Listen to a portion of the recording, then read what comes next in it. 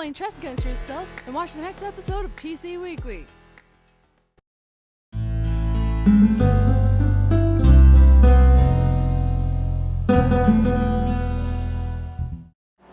Even though I'm the host of Breeze Boutique, I don't always know everything. So sometimes I have to call in reinforcements. So please welcome our special guest today, and she is the founder of the blog Country Chic Nails. Thanks for coming today, Megan. Thanks for having me, Bree. For basic nail upkeep, you're going to want a nail file and a buffing block.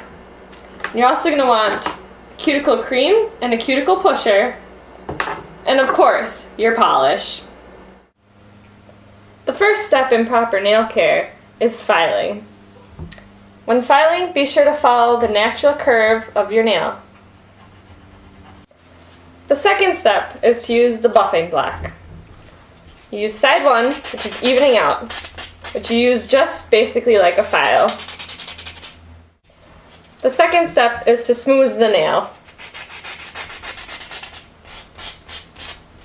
The third side is buffing the nail.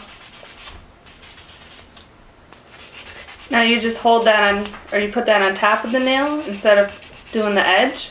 Buffing the nail is always on top of the nail, yes. And so is polishing the nail, which is the fourth step. This makes it nice and shiny. Where can I get one of those? You can get these at Walmart or Walgreens. They're super cheap. The next step is cuticle remover. Cuticles are just the dead skin around your nails, which is why we need to get rid of them. You're just going to take a little bit of this and put it all around the outside of your nail and along the top of your nail. Now we have to let this sit for 15 seconds just to moisten the cuticle. And then we take this cuticle pusher and just start pushing back. And then with the other side, we scrape under the top of the nail. The next step is to use a base coat. I like Sally Hansen Advanced Hard as Nails. The base coat keeps your nails strong and healthy and prevents staining. You're just going to put it on just like a normal polish. Bree chose this cool color, Dream On. When applying nail polish, it's important to paint the stripe down the middle and then to slowly move outwards. The final step is to use a good top coat. I love Sally Hansen Insta Dry. If you use it while the nail polish is still wet, it helps dry it faster. But the top coat provides nice gloss, shine, and protects the finish so you don't get chips and cracks. So no matter how simple or complicated you want your nail design to be, always make sure that you have your basic essentials. And for more complex designs, visit my blog, countrychicnails.blogspot.com. After last week's introduction, you might be motivated to start working on your physical beauty right away this week. Well, in order to do that, we must take a step back and first work on the mental aspect. Now, when it comes down to be mentally prepared to be beautiful, the best way to do that is to work on your sleeping habits. Now, here at Breeze Boutique, we put together 5 awesome tips to help you achieve better sleep. Tip number 1, caffeine. It's right to have caffeine in moderation throughout the day, but as time progresses, you want to cut down. As the afternoon approaches, if you continue to have caffeine, it can lead to an individual being jittery, as well as the inability to fall asleep. Tip number 2, relax. It's no secret that stress can be a big deterrent to sleep and cut down the quality of sleep that you'll endure. As far as being able to relax in the afternoon, it's great to have a ritual, such as reading for 10 to 15 minutes before falling asleep, to get your mind in the mentality to fall asleep. Tip number 3, eat right, sleep tight. A healthy diet can lead to better sleep, as well as foods such as oats, bananas, eggs, and walnuts can help an individual fall asleep quicker. Tip number 4. Now this might be a surprise to some of you, but pets should not be allowed to sleep on the bed. Reasons for that is allergens as well as your movement throughout the night can cut down on the quality of sleep that you will be receiving. And last tip, number 5. Avoid at all costs watching TV, discussing emotionally heavy problems, and eating in bed. Reasons for this is if you do those activities in bed, your mind's more than likely going to associate them to that location, in which case it's going to make it that much harder to fall asleep. Remember, leave the bed to sleeping only. Now be sure to keep these 5 tips in mind throughout the week to get you started on the road to looking fresh like me. Make sure to tune in next week to Breeze Boutique, and as always, subscribe to TC Weekly. See you next week.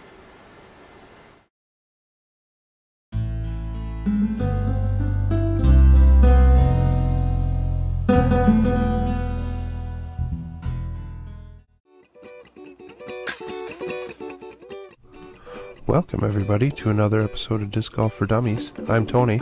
And I'm Nick. And today we're going to be reviewing the course at Greenyo Park in Kaukauna. Greenyo Park in Kaukauna is the home to this beautiful and well-designed course. The course contains a wide variety of challenges for every skill level. There are 18 holes with long and short distance tees for each hole. The tees themselves are 5 foot by 10 foot concrete slabs, which makes for an easy start to each hole. As stated before, there are many different challenges within this course. There are holes that go downhill and holes that go uphill as well. There are also a couple very long holes within the first 9, but to counteract that, there are a few short holes to make up for it within the last 9 holes. There are also a few that have either a dogleg left or a dogleg right. The course was designed in 2000 by Rich Martin. The course is very well laid out, plenty of signage to let you know where you need to go for the hole in your round. And don't forget, if you get a hole in one, to sign the back of the course map near the first tee. There is even a creek that runs past a few of the holes on the course, so make sure to be careful along this creek. No need to go fishing while you're discing. And while there are quite a few challenging holes, there are also quite a few easy ones to keep everyone in the group happy and competitive. The course itself has quite a bit of wooded areas to compete with. In fact, from the tees, some of the pins are actually hidden behind the trees in order to make more of a challenge. This course is a must-play if you make it to the Kaukauna area. It offers many different challenges for every skill level, from beginning to advanced. And there's also vending machines near the first tee if you need a cold soda to bring with you for your round.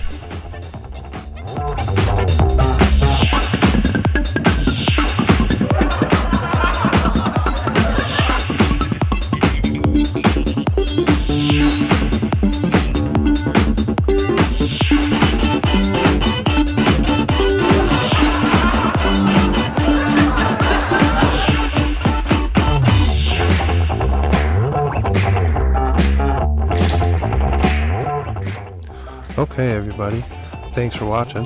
This has been Disc Golf for Dummies. I'm Tony. And I'm Nick. And on next week's episode, we'll be discussing what discs you should be buying for the way that you throw.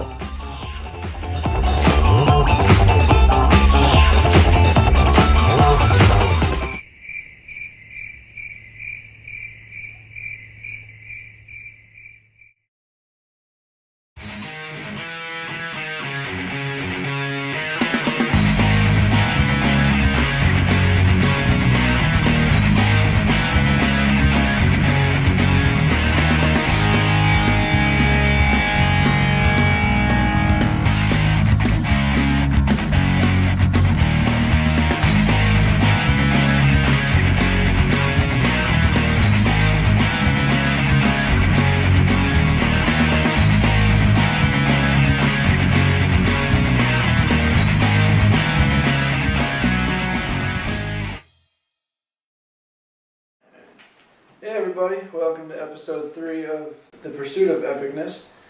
I'm Ian. He's Ian. And that's Nick. I'm Nick. This week's episode, we're going to feature some cool glow stick tricks from yours truly. This guy. Alright, so I guess here it is. I hope you guys enjoy. Glow stick away, Ian. Glow sticks. Welcome to Ian's Glow Stick Tricks. I'm relatively new at glow sticking. A friend of mine is very good at it and I thought I'd give it a try. So I don't have anything fancy or anything. I just went to Walmart to the party aisle and got me some glow sticks. So One of the tricks I learned is just the basic spiral, and it's super easy. I can do it, so I'm going to show you guys how to do it in the light, and then I'll show you what it looks like in the dark. So hope you enjoy. Alright, so basically what you want to do is spin the glow sticks in the same direction so they wrap around your hand, and then once they wrap around your hands you want to pull them apart so it makes the spiral motion when you open up your hands.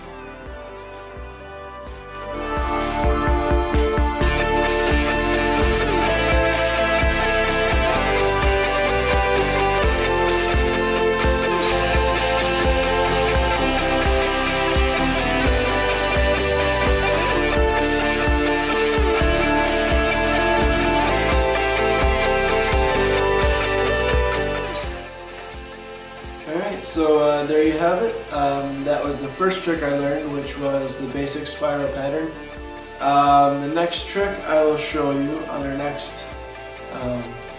not the next segment, but the next segment of Glow Sticks with Ian, will be the trick called the buzz saw.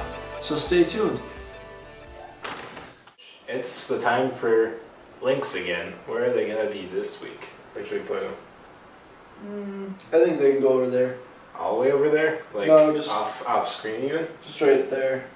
Just right there. Yeah, I think they'll be good right there. Alright. So yeah, if you guys have any ideas, let us know. Our emails are right there. They are. So And don't forget to subscribe, rather, to TC Weekly. subscribe. And subscribe. Yeah. Like you're going to get a new magazine thing. You subscribe. But it's going to be a podcast. It is. So anyway, we'll see you next time. Yeah. See you there.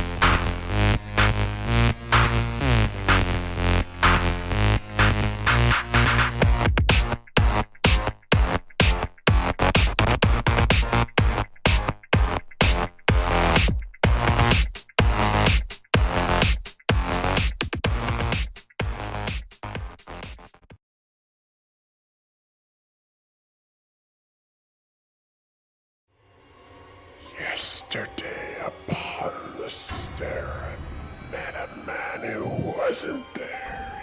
He wasn't there again today. I wish you'd go away. I had the strangest dream last night. It's like I was being chased. And when I woke up, I was in my front yard, covered in blood. When I came home last night at 3, the man was waiting there for me. But when I looked around the hall, I couldn't see him there at all. Go away, don't you come back here anymore.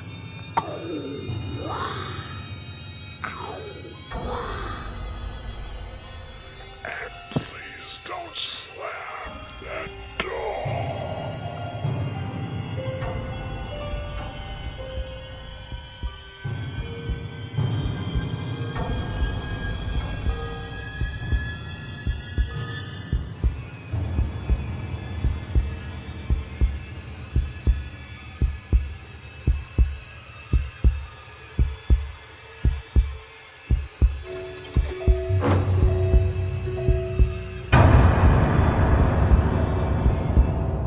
Yesterday upon the stair I met a man who wasn't there. He wasn't there again today. I wish he'd go away.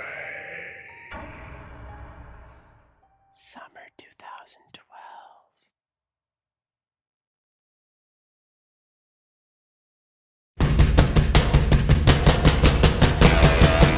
What's up, you grand people of NWTC? Welcome back to another awesome episode of When I Grew Up. This week we're going to meet an awesome person named Sue Peterson. She's in the special needs department, so she knows a lot about people's insides and stuff. No, I'm not talking about like your liver or something like that. I'm talking about your minds, man. She can get inside your minds. It's kind of freaky. Stay tuned. I think when I was a kid, I always thought that I'd be a teacher. Mm-hmm. My dad was a teacher. My mom worked in the school office. All my parents' friends were teachers, so I think that's what I envisioned myself being.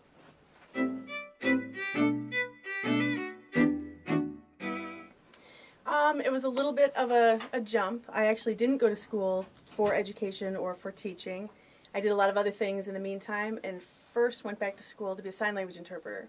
So I'm still ending up working in the education field, but not teaching. So I guess I did 10 plus years as a sign language interpreter, and then kind of gradually made the switch over to transition, where I am now.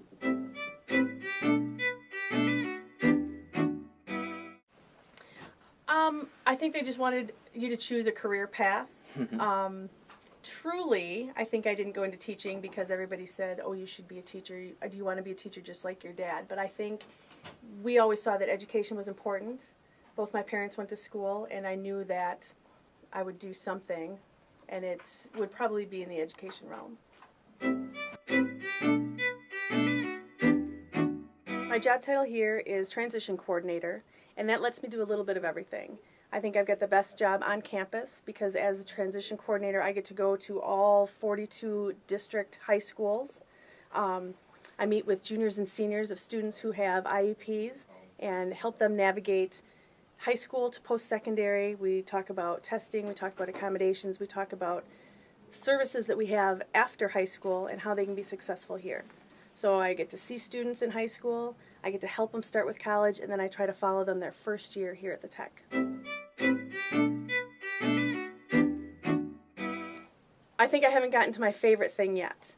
Right now, my favorite thing is all the different people that I get to meet. Like I said, about 42 different high schools, so I get to see a lot of students, and I get to help students make that decision of what they're going to do next with their life. So that's my favorite part right now.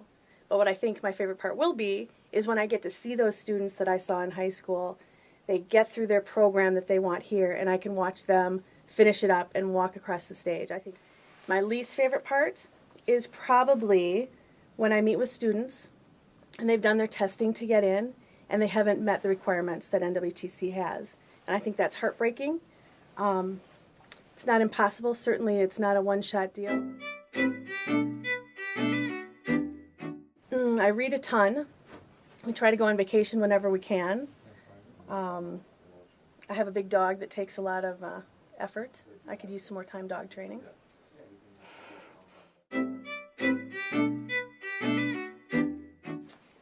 As much as I would like to be able to work with dogs and say that I'd like to train dogs, my dog doesn't behave at all.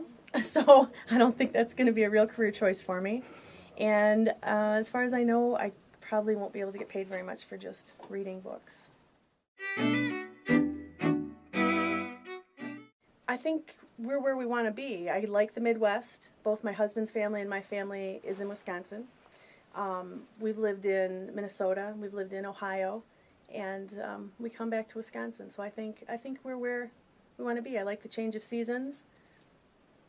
I just like Wisconsin. I think we'll probably stay here. So that's all we got for you in this week's episode of When I Grew Up, you rad people of NWTC. Thanks for watching with us, and stay tuned for the rest of this episode of TC Weekly and stuff like that. And also, we're going to meet this new person next week. I'm not sure who it's going to be yet, but neither do you. So stay tuned for next week's episode. But always remember, Bazinga!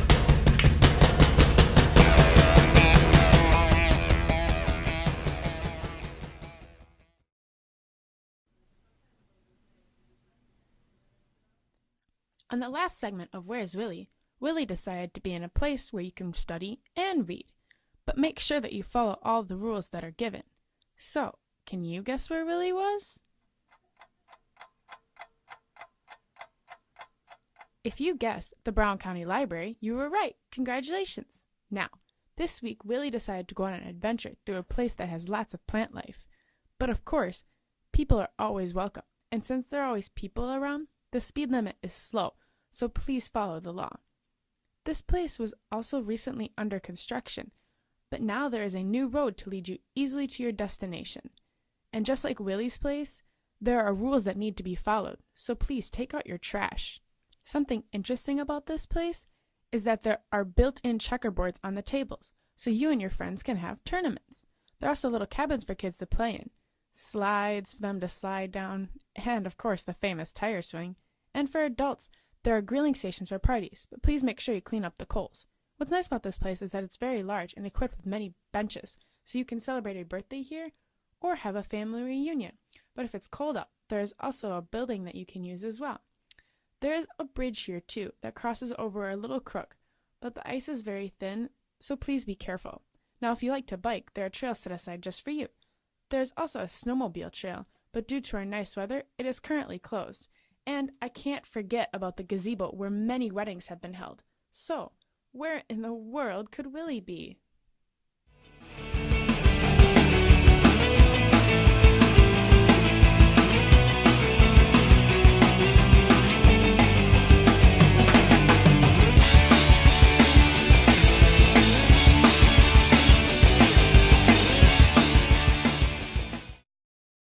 Thanks for watching this week's episode of TC Weekly. Make sure you subscribe on iTunes.